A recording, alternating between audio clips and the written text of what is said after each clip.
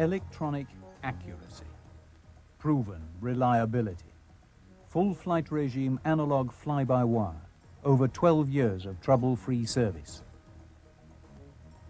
Digital fly-by-wire roll control on all today's big twins. Automatic computer-controlled landing in the worst of weather, every day, worldwide, for over 20 years. Every step proved by testing.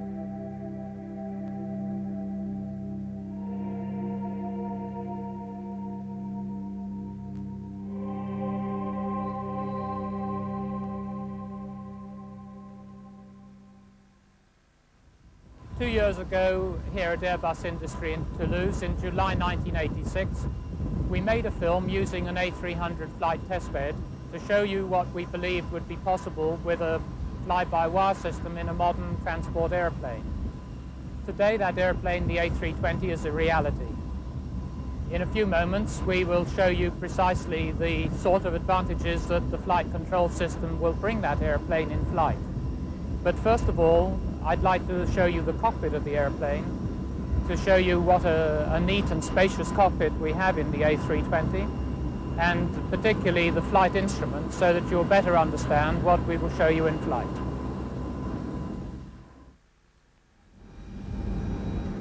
In this wider view of the cockpit, you can see again the advantages that we gain from the two primary features of this airplane, its fly-by-wire flight control system and the CRT displays, which give us such a very nice open area in front of the pilots without any clutter from conventional control columns. The pilots can see their primary flight display, the navigational display, the engine instruments, normally on this part of the upper CRT, the systems display, presented here either manually or automatically in case of failures, and of course repeating for the captain, the navigational display and the primary flight display. The center console of the airplane. The pilots have individual controls for the flight management system. They can introduce flight plans through the keyboards here.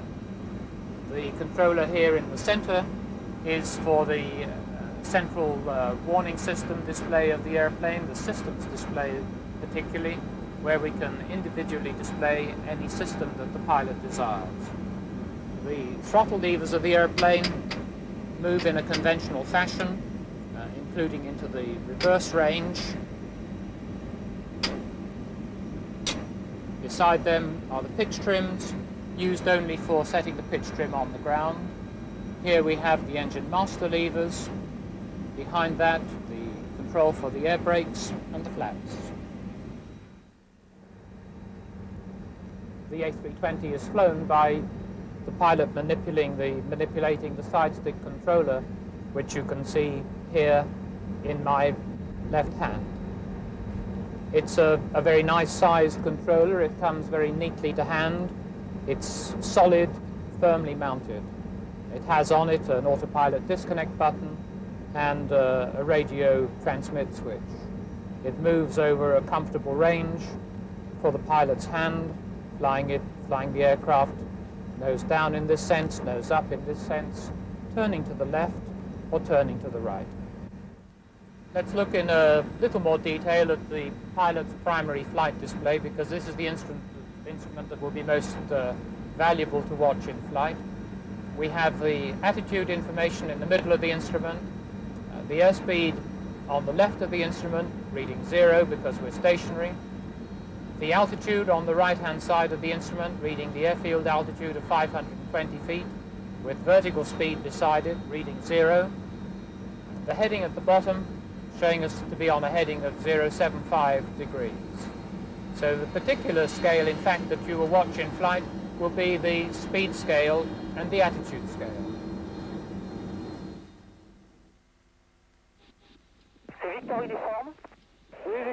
So we're starting our takeoff roll in the A320. We have flex thrust, speed rising both sides. Note the speed trend arrow, which is very good on the airspeed indicator. And we're going to do an engine failure on takeoff. Rotate. Rotate. Positive climb gear up. I take my hand off the controls and an engine failure, please. So hands and feet are off the controls, and there's my left hand to show you that I'm not touching the side stick. And you can see, in fact, that we have virtually no change in pitch attitude or bank angle, and I have a large indication here that I have an improper side slip situation. If I apply right rudder normally to get that into the middle, when it's in the middle, it will give me the optimum side slip situation to put the ailerons to zero. I'll just level the wings gently there for a moment. And if we can look at the flight controls page now, you can see, in fact, that the ailerons are fairly close to neutral. We have no spoiler extension with that situation. And that's the airplane's total reaction to an engine failure which is not controlled by the pilot. Okay, I think nothing more will happen now. We will take back control and continue with the flight.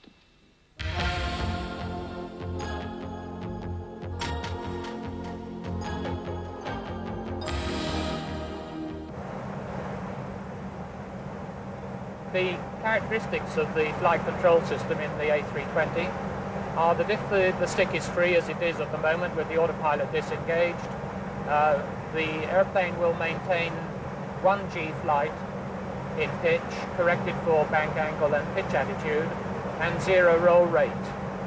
And it is this which gives the airplane its nice characteristics of flight path stability in the short term, which is so attractive to the average pilot.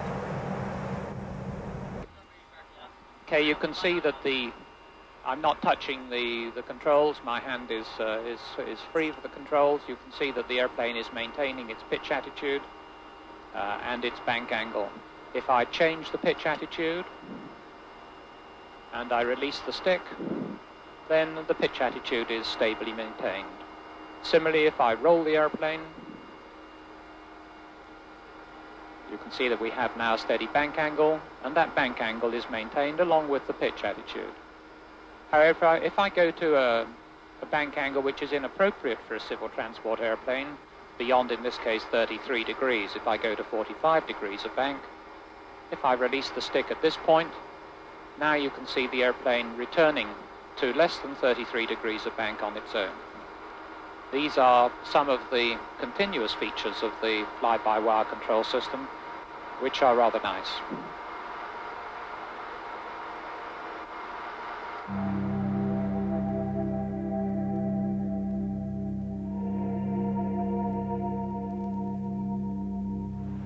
We'll demonstrate now the overspeed protection system. I'll pitch the airplane nose down to a fairly steep pitch attitude, and I'll roll it to a reasonably high bank angle. You can see us accelerating. You'll hear the overspeed warning in a minute, which will stop when it sounds. I release the side stick, and we'll see what happens. Here comes the overspeed warning now. Stop. You can see the airplane rolling out on its own and pitching back up. The speed has stopped increasing. We've only, in fact, exceeded VMO by 12 knots. And you can see that the airplane is now climbing with the speed reducing towards the safe sector. In fact, when it gets to the two little green lines, which you may be able to see just under the speed trend arrow, the speed will stabilize and the airplane will maintain that safe flight path until the flight crew retake control.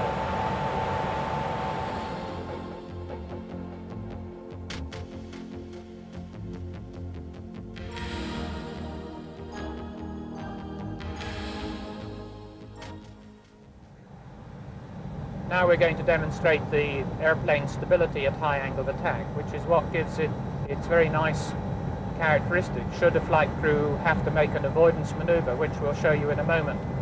You can see the airplane slowing down gently. We're below the normal limit speed for flight in this configuration, which is the landing configuration. We're coming into the angle of attack protection range now, where I have to maintain a constant pull on the side stick. You can see the angle of attack here increasing through 13, coming to 14 degrees.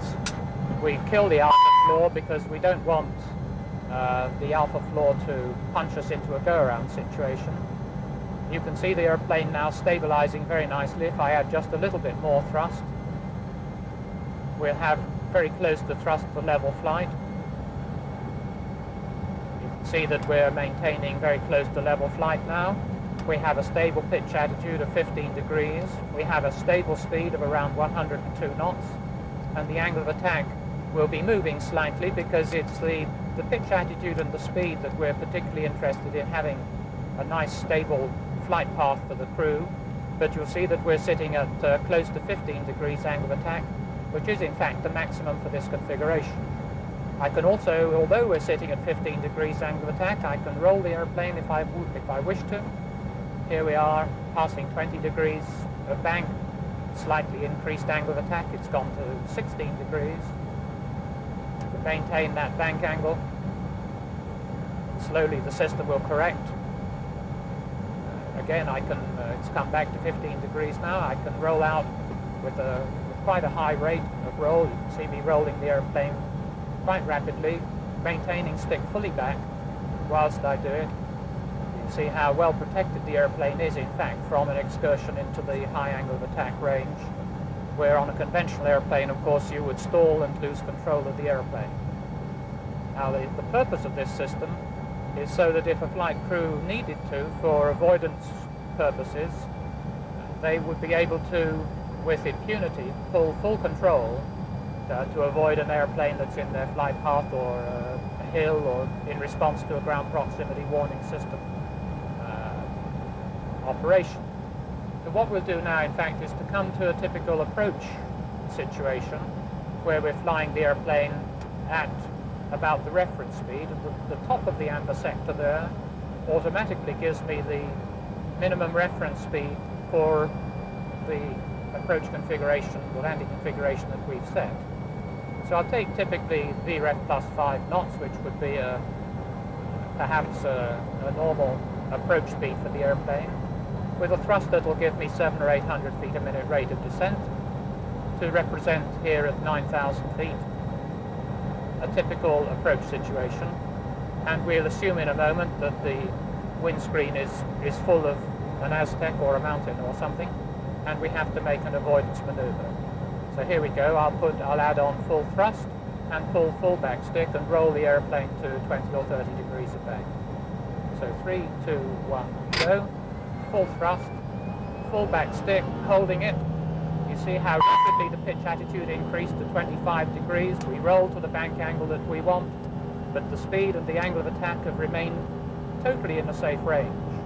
And the airplane has, in fact, incredible maneuverability in this region, which is, as you saw, very close to the stall.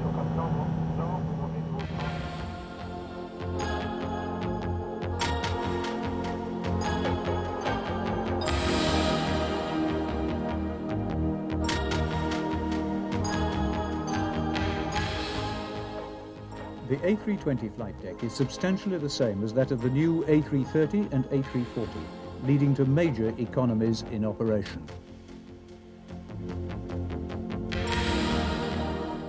For well over 50 years, the story of air transport has been the story of the progressively more complete integration of electronic aids to more reliable, more profitable operation in all phases of flight. Europe's major aircraft builders have a long tradition of leadership in this process of constant evolution. United in Airbus industry, they are maintaining the tradition with the A320, the most advanced airliner in service.